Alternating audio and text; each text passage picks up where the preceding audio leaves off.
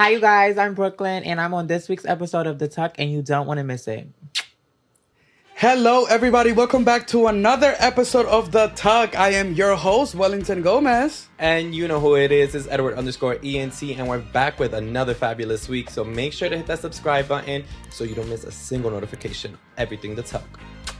Our next guest is a ballroom icon, a diva, considered one of the voguing wonders of ballroom. Boom, boom. Welcome to The Tuck, Brooklyn Juicy Miyake-Mugler. Okay. Hi, you guys. I am so happy to have you here, Brooklyn. Like, seriously, like, this is, I think, for me and you, like, this is one that we were, like, dreaming of.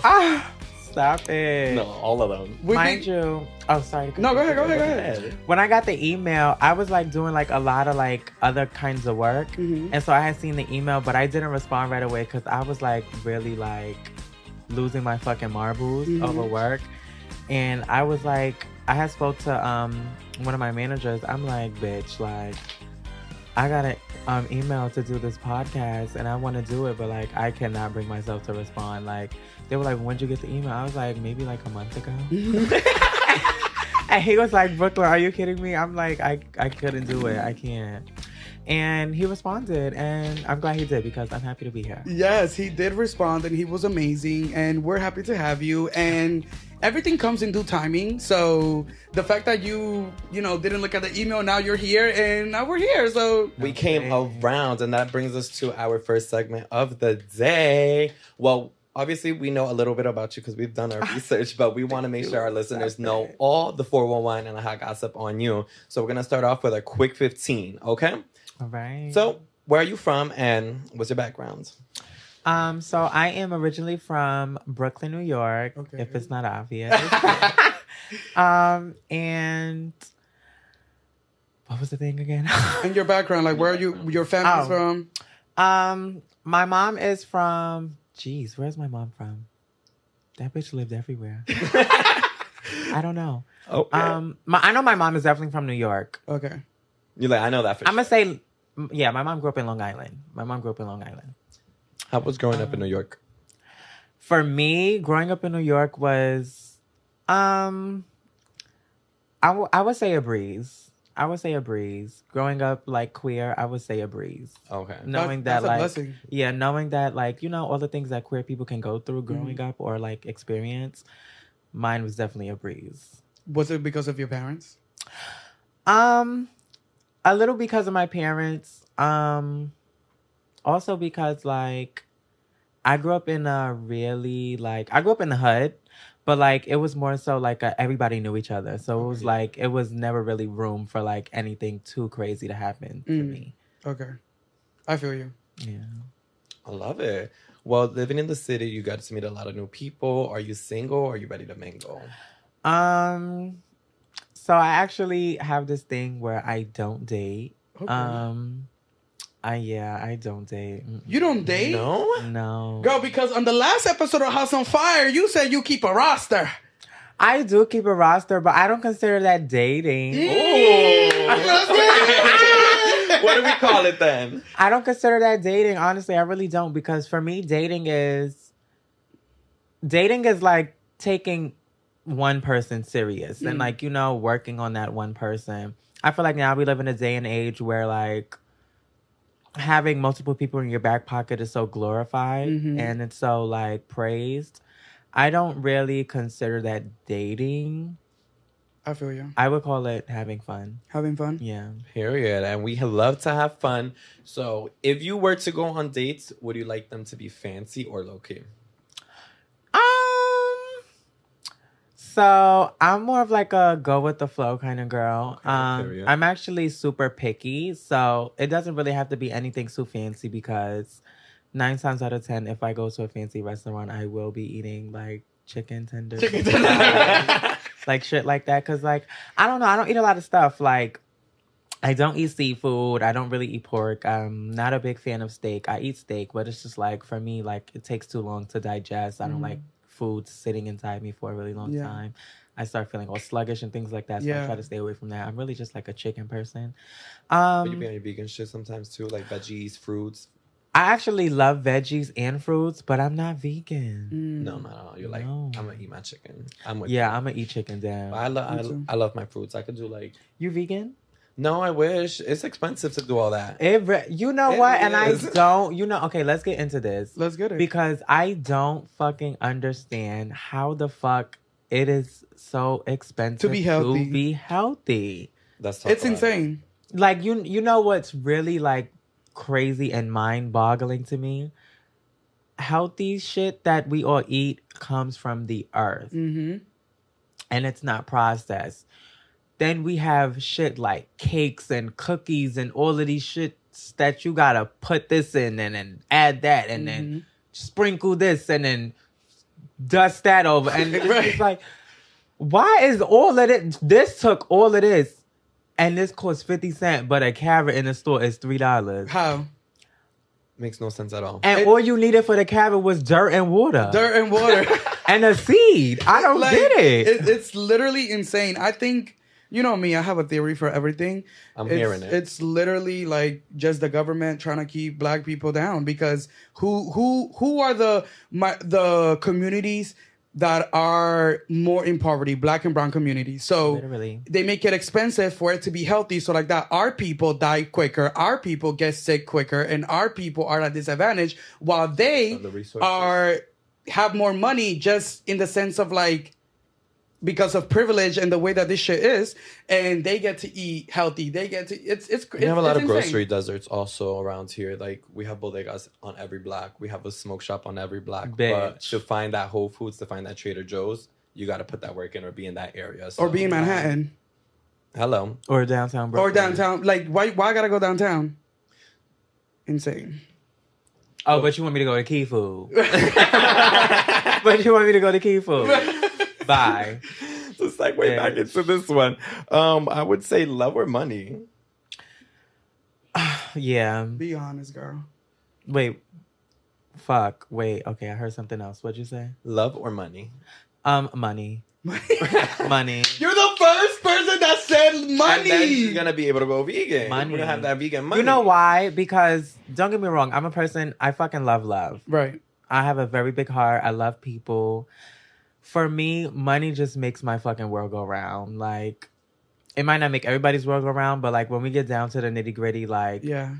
bitch, you need money. Girl, it like, you make need mine. money to do anything. You need money to live. You need money to die. You literally need money to die. And Hello. You literally need money to die. you can literally use Like- money to make other people happy too. Right? Yes. Money makes the world go round. Money makes the world go round. And I don't know what this whole speculation of money can't buy happiness. Like, Right. I don't know what that's about, but like, if money can buy your happiness, say that.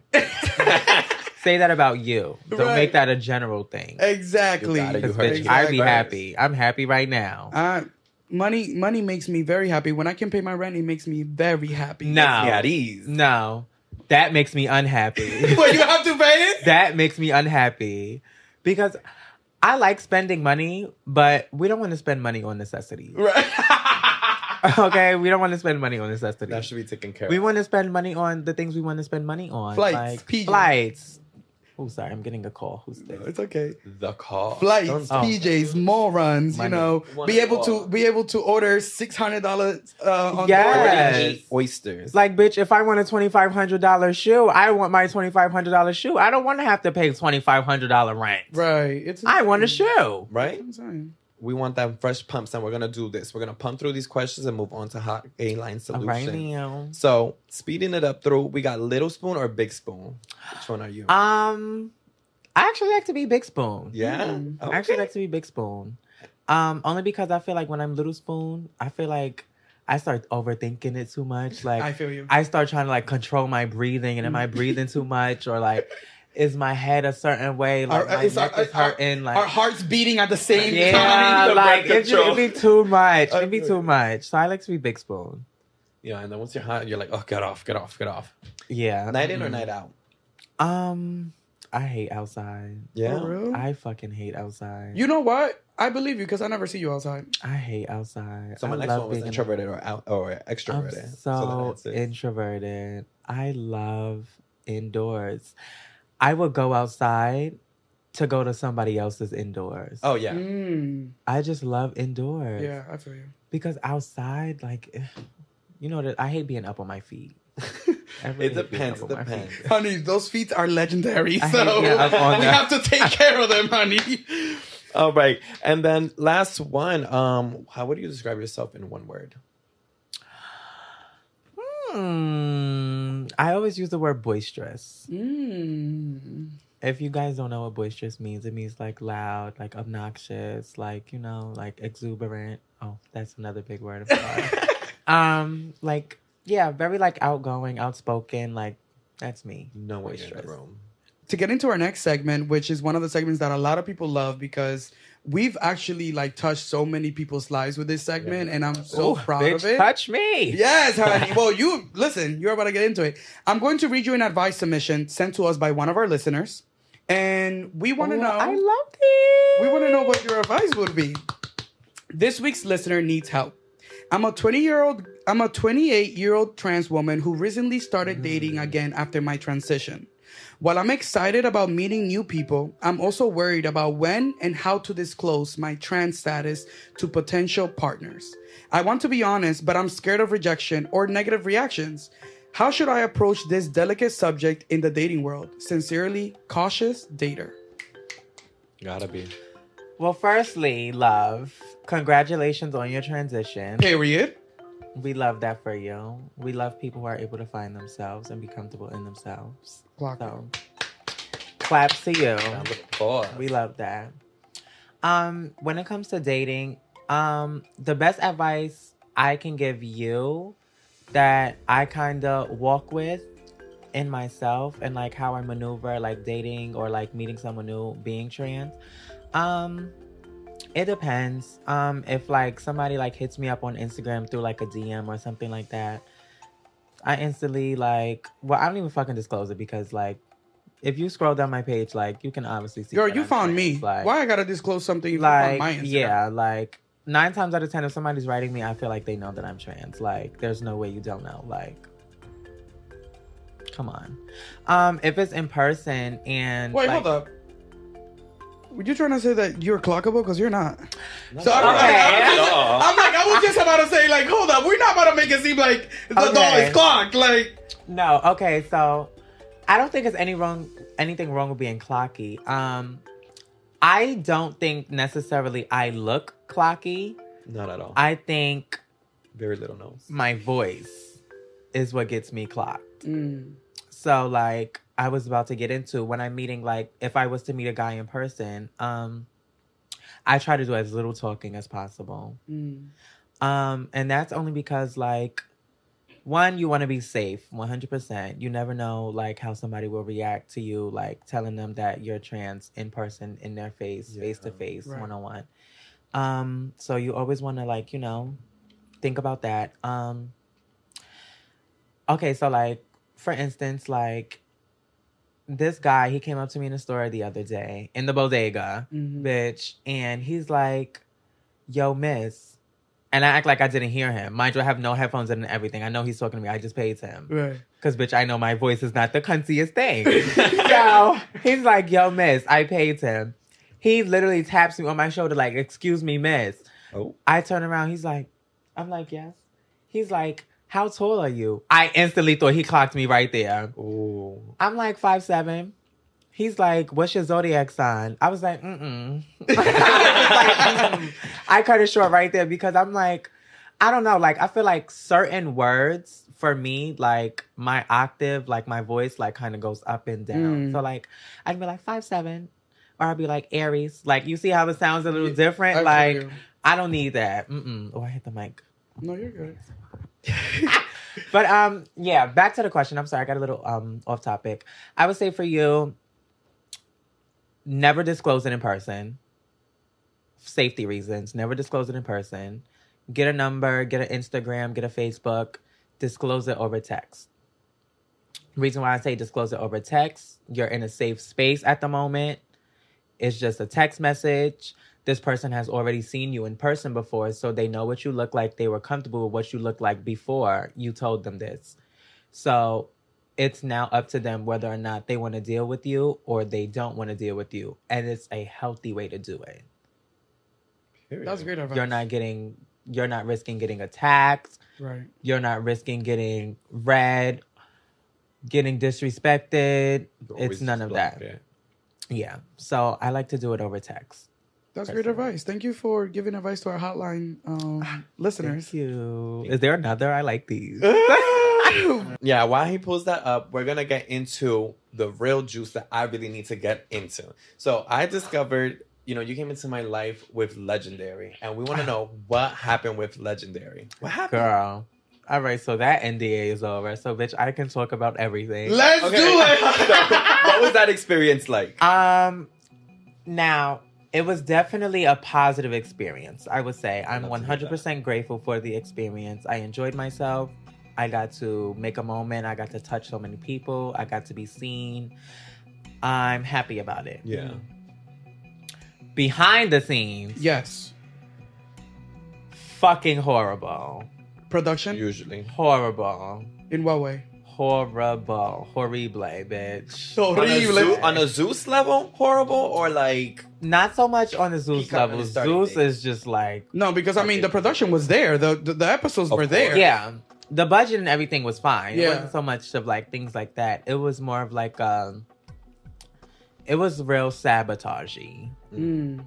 It was real sabotagey. Was that through like interactions with the judges? Like, were you able to link up with the judges in between those moments, like off camera? Not at all. Not at all. Okay, so that wasn't. So when you say sabotage, you mean like between the houses? Like I know that on Legendary, you guys did a lot of challenges and things like that to earn extra points, get your house to the next level.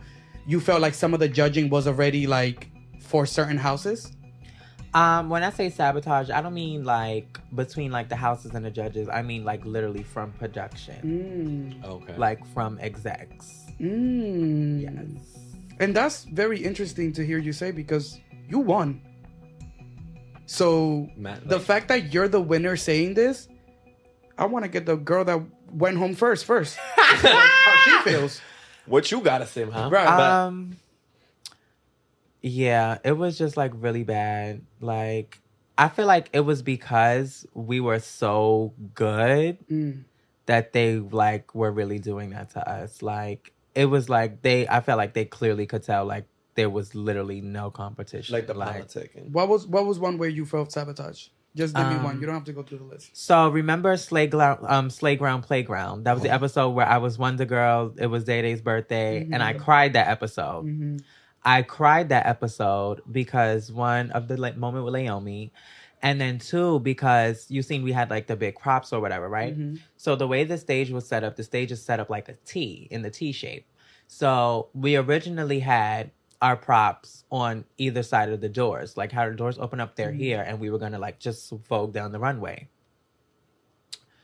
They told us we couldn't do that, so we had to do it in front of the door and down the runway.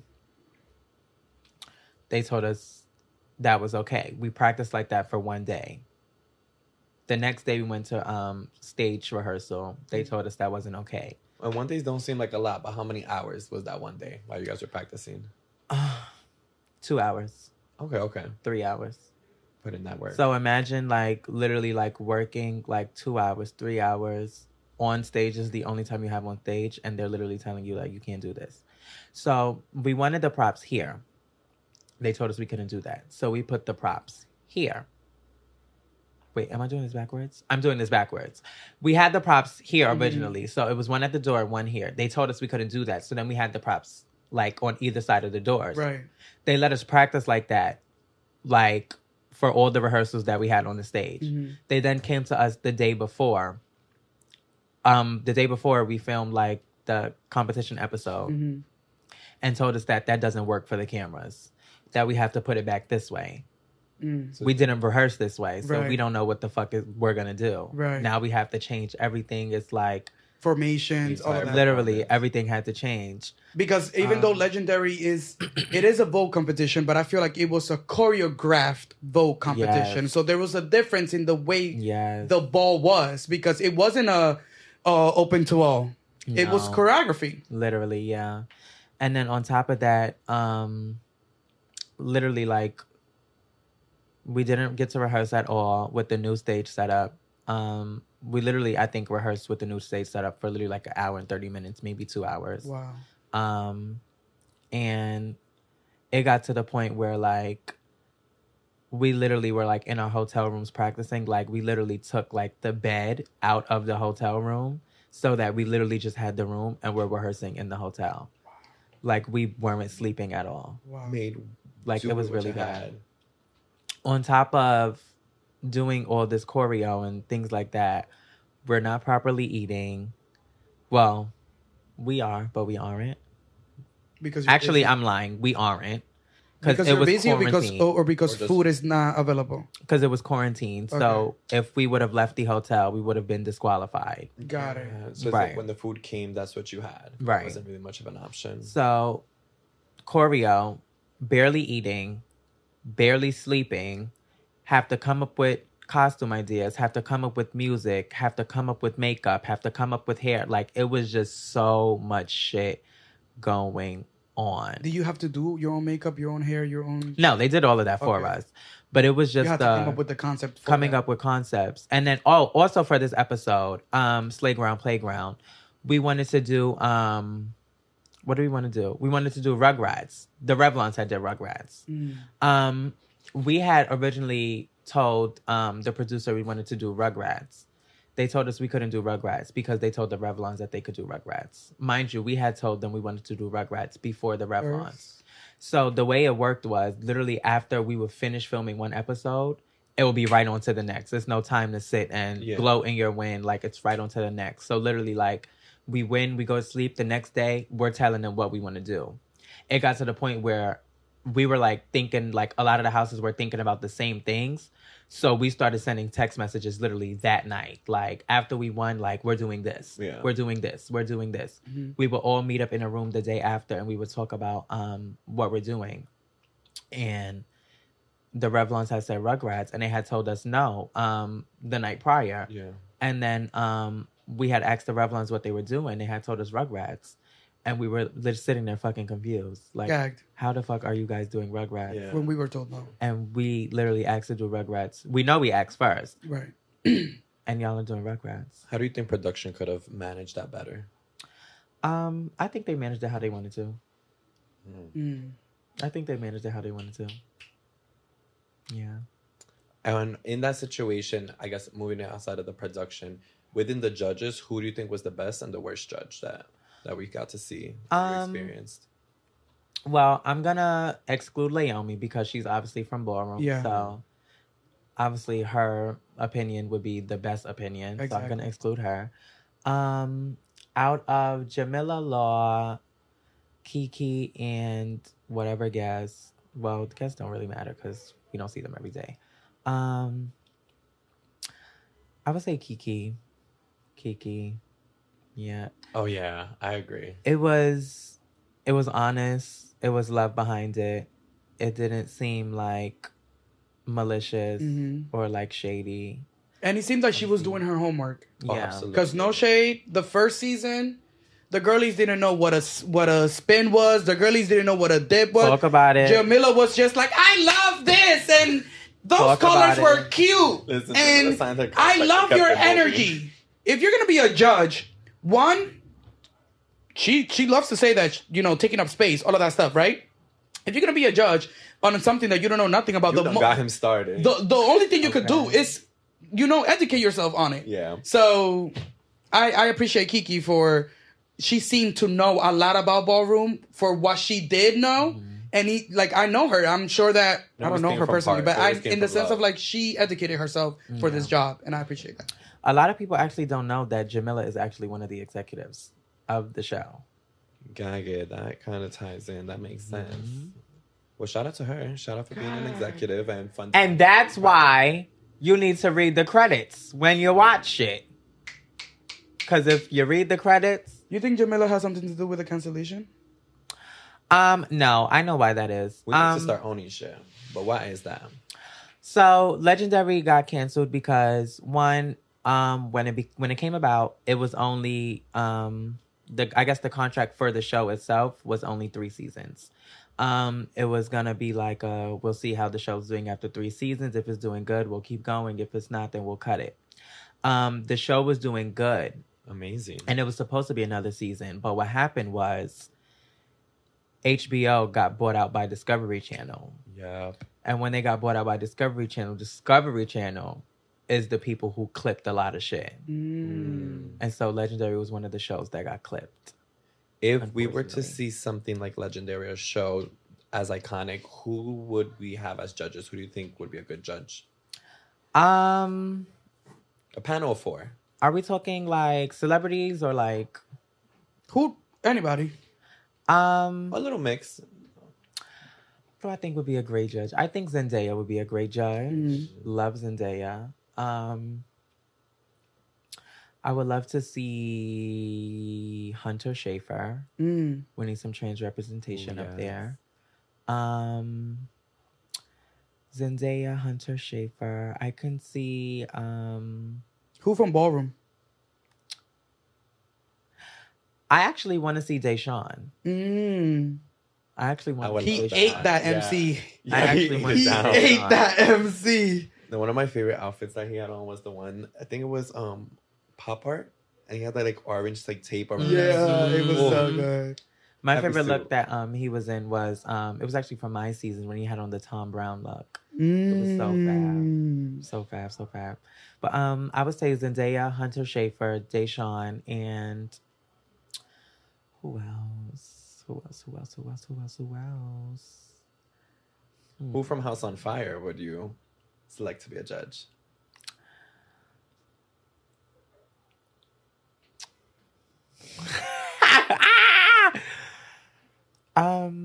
Myself. Period. Well, that is safe. That is it's funny that you say House on Fire because with that said, we saw you on Legendary, you won the show, your life changed. Now we see this show, House on Fire, Wow Plus's new reality TV show that's not focused around a drag competition. It's more about following the lives of queer, black and brown people in ballroom. It's so specifically exciting. the house of Miyake-Mugler. Yeah. So how were you approached to be on the show? So I actually spoke to one of the producers who I'm really close to, and he's actually the one who reached out to me. We were like talking, and I asked him, I'm like, what made you guys like pick me like for the show?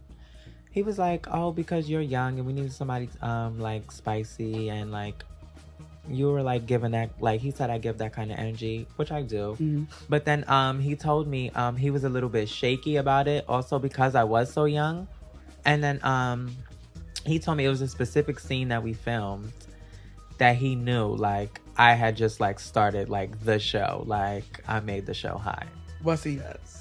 It was the scene on the terrace. Was it the terrace? No, that wasn't the terrace. It was a rooftop. It wasn't the rooftop party though, I don't think. Is it the one that you? It was the rooftop party with Exotic. When you find out about Lane. Okay, honey, hold on.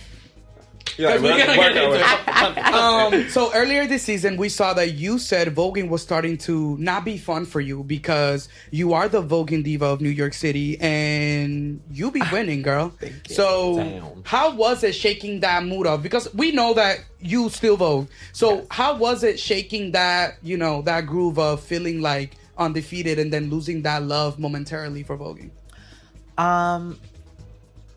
I never really lost the love for it. It was more so like a disappointment in the competition? Not even a disappointment in the competition, more so a disappointment in myself. And I say that because like for me, ballroom was something I did for fun. And because of Legendary, which was, again, a great opportunity I'm 100% grateful for. If it wasn't for Legendary, I probably wouldn't be sitting here right now. Right. If it wasn't for Legendary, I would have still loved ballroom. It was the fact that I had to do it every day consistently for 3 months straight. Yeah. Like, I was literally like, eat, sleep, and breathing ballroom. Like, and it got annoying. Like after the 4th episode, which I think was, what was the 4th episode? I think the 4th episode was anime. After anime, yeah, going into Pink Panther, I was fed the fuck up. I was ready to go home. And it was a lot. It was a lot. It was a lot. It was a lot. And then coming home to Ballroom, like after doing that for 3 months, like I don't want to fucking do this right now. Right. Like, so I had stopped voguing for like, I want to say maybe like a year and a half, maybe 2 years. Is that what you say on the show? Like, I've been gone for a year. They're gonna forget about me. Yeah. So we saw that sisterhood with the femme queens on the show. How was it having Tati and Chanel as big sisters and going through this process with them? I just want to say, firstly, shout out to Chanel and shout out to Tati. I love you girls so much. Period. We love them too. Love you guys. They're like my fucking like real life sisters. Well, Tati is more like a... Actually, like in real like gay like family life, like Tati's like my grandmother. But like it really is like a sisterhood, like because like, you know, they've been trans for years, like, you know, and I'm like newly like, you know, a femme queen, and just having that support genuinely from people who I know like love me and support me and are similar to me and have similar personality traits to me. It feels really good. It felt really great. Important. Well, we saw that you opened up on the show about your transition, which was, I commend you for it, for being so open, because that's something very hard to do it in front of cameras. Absolutely. What was the most nervous part about sharing that on camera? And also from the house, who were you more nervous to tell? So I'm actually digging to Legendary a little bit. Again, I'm gonna tell you some more shady shit that they did. So when I got on Legendary, they knew that I was transitioning, and they wanted me to talk about my transition on the show. I told them I didn't want to talk about my transition. They had this whole fucking like rollout set up for me. Plot. Like they had it all set. They up wanted an me. Emmy. Like bitch. Literally, they had it all set up for me. Like, I was supposed to do a B-roll. I was supposed to talk about my background, my upbringing, my relationship with my family, how I navigate my everyday life being trans and all. It was like a whole rollout. Like, it was supposed to make me like the fucking girl. Right. Which you I literally told them, like, I'm not comfortable talking about my transition. And they literally paid me. Now, is that why you think the sabotage happened? You weren't willing to cooperate with production? Now, I don't think necessarily me telling them I don't want to talk about my transition is what fueled the sabotage from production. But I do think it played the part. I do think they were a little salty that I didn't want to talk about it. Because I feel like they know that would have been great TV. And no shade. Brain. The producers are here to do a show. You know what I'm saying? And sometimes they forget that people are people. And you have to respect people's desires. So that's very interesting. And boundaries. Let's talk about boundaries. Right. Yeah. So who were you more nervous to tell in the house? I would say not really anybody, honestly. Because I knew, like, everybody would be super receptive to it. And I feel like everybody kind of knew, which everybody clearly did. Yeah. I've always been, like, super, like, ultra feminine, like, in everything that I do. Like, I was never, like, walking out. Like, even when I was, like, a drag or, like, a boy, like, I was never going outside as a boy, like, ever. Like, I literally still to this day have like so many boy clothes that I don't wear. They literally just sit in my closet. Fab shit. So much designer that's just literally just sitting in my closet that I won't do. Girl, repurpose it. Yeah. I'm not gonna hold you. I've been meaning to go to a seamstress or something? No, what is that fucking shit called? Like a Depop? Not Wells Fargo. But Goodwill? For the less fortunate. Goodwill. I've been meaning to go to like something like a Goodwill because like I want to let go of some of those items, you know, like, and I want to give them to like other people, like, because they're good items. They're high priced items, like $200, $300, $400, $500 shirts, $1,000 sneakers, $400 jeans. Like, that's the grand prize. That's the grand prize. It's classic. It's so Were much you stuff. were you pissed when you saw Lena basically tell Exotic that you were transitioning? I was pissed.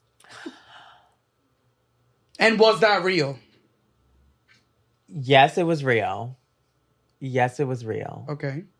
So when it happened and we were like filming the show, the way like the producers like set everything up, they set it up and made sure that nobody like outside of the scene who was in that scene knew anything that was going on in the scene. Okay. So like if it's you, like if me and you had a scene, you would have completely no idea what the fuck is going on in the scene. Okay. Like none at all. Up until we're there. Literally up until the show comes out and you're watching it. Right. Oh. Unless you ask your friend. Right. Unless you ask. So Right. word around town had got back to me that Lena had like spooked my tea. Mm-hmm. So actually like seeing on TV like how the conversation went about, I wasn't upset. I'm not a person who gets upset. Mm. I'm more of like I get like disgusted, like Mm. a ew, bitch. Like that was You weird. weird. You just Like, blew my that was shit. weird. Like side eye. Like but no, like yeah, it definitely was a side eye moment for me. Like seeing how the conversation went down, knowing that like it wasn't something that was like forced upon her for her to answer. Like she just willingly gave the information up. This It was was- like a This was after the fact what AJ had already told her, right?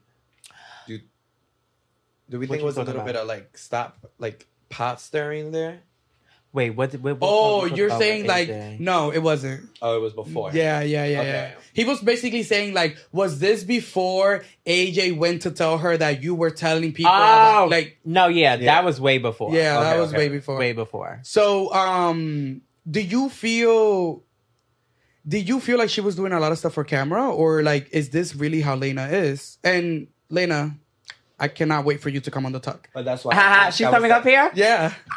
Work. I don't think necessarily Lena was doing like things for television. Lena herself is a very calculated person. And she's very meticulous. Got That's what I can say. Got it. I So, think she has. Go Like, ahead. you guys handle the reason I asked the question of if AJ had already said the information to her by then was to see if it was like retaliation. But I feel like even within that, like I feel like it was still very like fair. There was love on the playing field. You know what I mean?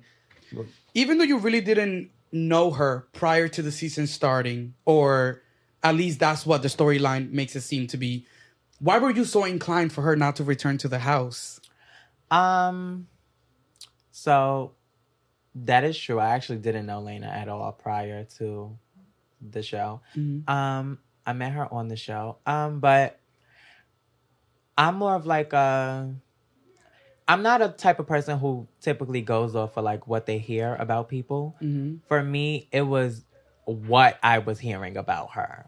Like how she was as a person, like the way like she was like acting toward people, some of the things that came out of her mouth, her like lack of like motherhood. Like it was like a lot of things that I took into consideration. It was just like, why are y'all even considering? Like you that? heard this was a horrible person, so you're Yeah, like, why like, are we why even are talking y'all about even this? like why? Yeah, like, and for me, it wasn't so much of like I didn't want her in the house. It was more of like I was sitting at a dinner table amongst people talking about someone I didn't know, Mm. And that's what. and you know. so this is what I knew, and I don't want to talk about this anymore. Like I want to talk about something that I can chime into. Right. So it was more of like when I said I don't give a fuck about Lena, like it wasn't like I don't care about Right. Lena. It was like bitch, I don't know her to be talking about her. Right. So why the fuck am I talking about her? Bitch, I don't give a fuck about Lena. Like Right. it was more like one of those. Do you think that AJ is to blame for the rift between you and Lena, seeing that Dun, dun. there was some no shade to AJ? Shade Love to You you, can't- AJ. Love you, AJ. My love, you carried that bone like Sheree Whitfield from the Real Houses of Atlanta, baby.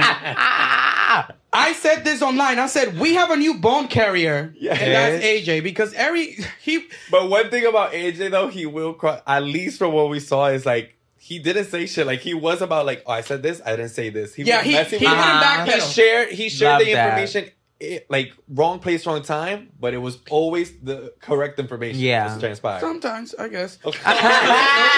But Trying yeah, to throw do you him a think, bone right now. Like, do you think AJ's to blame for that rift? I do. Also because of like he was new coming into the dinner table scene where I did say fuck Lane and I was given that kind of energy. So I think it kind of like put like something in his head a little bit. And yeah, I feel like it all started there for him. And he was really a prospect when you guys started filming. Yeah. Like this was like this entire storyline that we see on the show Yeah, is a it's true. legitimate thing. Yeah, it's true. He's trying to get him to I Miyake-Mugler know what not to do. because Yeah. I want to know what my addition is. the application. What you want to walk, bitch? I can Honey, get you I in the can door. do anything, honey. I get into the gym We're with the there. body. All right now. Honey, I can fix this face. I'll do face. All right. We I was a Face, dancer in high school. If my sister You over wanna here teaches vibe. me the 1 and 2, She want to Listen, vibe. yeah, we can get into it. All right now, let's Listen, do it. I'm With it. teachable. Okay, if you need me, That'll be like let me know. All right now. I'll do Juicy too. I'll do Kiki. I don't and care. bring that closet of yours. How old are you? I'm 26. No. I'm old in the voguing scene. In the Kiki scene. Oh, in the Kiki scene. We have Okay. a rule in Juicy Couture where we don't take people over 25. I wish I would have knew. I was like, I mean, we know. But you know what? like, This I is wish I why was getting we're younger. doing these things because when I was growing up as a gay boy, I didn't know about this shit. Yeah. You know, I didn't know about this shit. I would have been in the Kiki scene. I would have been in ballroom. What's like? What's just slightly about the Kiki scene? Mainstream. Mainstream, regular. Damn. It's only Kiki scene and mainstream. But So it's it's like you have all either... this training time. I just like missed. Yeah. You But missed the what we training saw time. from people like AJ is that you don't need a lot of training because he was chopped out the Kiki ball 3 times. Wait, how old was he? But this was, I think, this show purposes, right? Yeah. Show purposes. They added him. I'm a producer. I'm a TV producer, so I get a lot Yeah. of things. They added him to you because I'm like, even the way that y'all inducted him, I know that's not how y'all induct Hell Juicies. no. I know. So I'm Hell like, no. so I'm like, hold because on. remember when we were I watching? was like, I'm like, prospect. This is our I remember watching. I'm like, I'm sure that when she said, "This is AJ, he's gonna be walking next ball," all of the girls that have been trying to get into Juicy for years just like We're flabbergasted, bitch. Gag. Yes. Gag. Mhm. From a scale from 1 to 10, how messy was AJ? 10. And that was before the water scene at the Kiki ball. And I'm What was assuming your that thought there? you voted for him to join Miyake-Mugler. I actually voted no. Gag. I actually voted no. Why? At the time, what he was coming for, like, I didn't see it. You didn't see it? You thought I was clout? I didn't think it was clout. I saw it for him in the beginning, until the Kiki ball. A lot of people didn't like the fact that. So you guys add him to Juicy. He walks on the ball. He gets chopped 3 times. We're past this ball. He is now into a lot of mess with the Femme Queens. The Femme Queens drop him. Yusuf dropped him. Like We see this scene in the Femme Queen castle. I'm a huge fan. We see this scene and we in- pass in- by there all the time. in the Femme Queen castle. And it's you, Tati, and AJ. And a lot of people were mad that after you guys added him to Juicy, you guys then took him out of Juicy. Yeah. What do you have to say to that? So like we said, it was for show purposes. But like we said, it was for show purposes. But had he done amazing at the Kiki ball, we would have left him in the house. Right. Yeah. We would have left him. Like, honestly and genuinely, we really would have left him in the house. It was more so like you came out for 3 categories. You got chopped for 2 of the 3 categories, and you lost the last category at the last second. Right. You made it all the way to the end, and you dropped the ball. Right. I'm sorry. Let's get to these 3 questions because studio is telling us that we have to finish real quick. Ramp. How's your relationship with Yusuf now? We saw that kind of went through a little rift on the show. I love Yusuf. You love Yusuf? I would I love love to meet Yusuf. Yusuf. I would love to know what's in that brain. Like Yusuf is a man, a mysterious man. Yusuf is. But the relationship is good now? Yes. Okay, good. Yes. I'm happy to hear And that. you talked on the last episode. We saw that you had a little problem when it came to overdosing on your hormones. Oh yeah. I actually do want to talk about that because they were in the fucking comments on the Instagram promo tearing me the fuck up. Saying what? So That you was lying or something? no, they were tearing me up saying that I was trying to overmoan so that I could look more like cunt or whatever. First of all, bitch, I want to clear that up because I was actually going to comment, but I paid it because, yeah. Because you're here on the top. Yeah, I'm here. I just want to say, first of all, when I started my transition, I didn't start my transition going to a doctor. I was moaning off the street. I was getting my hormones on the street. I grew up around a lot of femme queens in ballroom.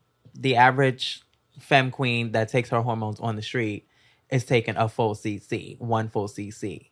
Whether you're small, whether you're big, whether you're whatever, you're taking one CC. Every femme queen that you meet, if you go outside right now to a femme queen and you tell her you want to start transitioning, she's going to tell you to take one CC of dilestrogen. So I was taking one CC of dilestrogen, but when I went to a doctor and I actually like legally got hormones, I learned that 1 cc is not what I needed for my body, and that wasn't for me. What I needed was 0.5, half of that. So now I take 0.5, and now I don't even take 0.5 anymore. I take 0.3 now. Period. Let's talk about it. Right. Let's get into our true selves. Right. All you people that were coming for me in the comments on the Instagram reel saying that I was trying to be cunt and that's why I was overmoaning and I was gagging. No, bitch. I was doing what the femme queens around me were telling me because they were more experienced than myself. And so all I had to do was take their word for it. And clearly it wasn't for me. And so now we're here and now I'm cunt, bitch. What's up? Now, what's up? What's up? Yes. Brooklyn, what's next for you? What is next for Brooklyn? I just did something amazing. I went to Korea for something fucking amazing. Exciting. I can't talk about it because I signed an NDA, Of course. obviously, but be on the lookout for something on August 30th. Ooh. Yes, we are tuned in. Where can people find you?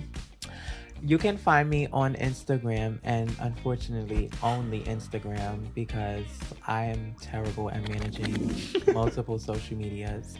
My Instagram is sayani.k, that is SAIANI dot, that's the period, the letter K. Period. Well, That has been the tea. Now you decide the shade, baby. so let us know and make sure that you subscribe to our channel on YouTube, on Apple Podcasts, and on Spotify to stay tuned to all of our new episodes. And don't miss anything new coming next week because we have many more guests and many more segments to get through. Thank you so much, Brooklyn, for joining us. Thank you so much, you gals, for having me. We love Thank this, you. and we hope to see you next week soon. Definitely you will. I said next week, child. No, next week because we have rehearsal. We're gonna walk this ball, baby. We're walking this ball.